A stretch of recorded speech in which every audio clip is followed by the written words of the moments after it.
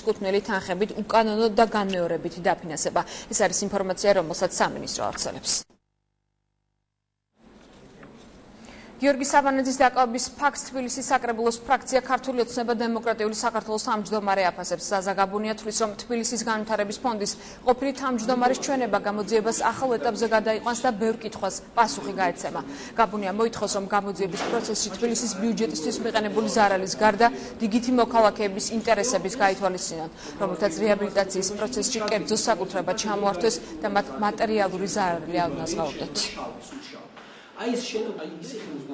ეგრეთ წოდებული რეაბილიტაციის პროცესის პარალელურად ძალიან ბევრი მოქალაქე მიდიოდა საბაძის, აღმაშენებლის, მარჯანიშვილის ქუჩებზე დაკარგა ზოგ შემთხვევაში იძულების წესის მუქარი ზეწოლის შედეგად ფონდის მხრიდან საკუთარი მატერიალური ქონება, მიადგა ძალიან მნიშვნელოვანი ფინანსური ზარალი, ამიტომაც მიმაჩნია, რომ ბიუჯეტის სახსრების ფრანგვის გამოძიებასთან ერთად აუცილებლად უნდა იქნეს გამოძიებული სწორედ ის ნაწილი დანაშაულისა, რომელიც ეხება მოქალაქეების საკუთრების მიტაცებას და რაც მთავარია, უნდა აღდგეს იმ კუთხით, რომ მოქალაქეებმა დაიბრუნოს საკუთარი ქონება.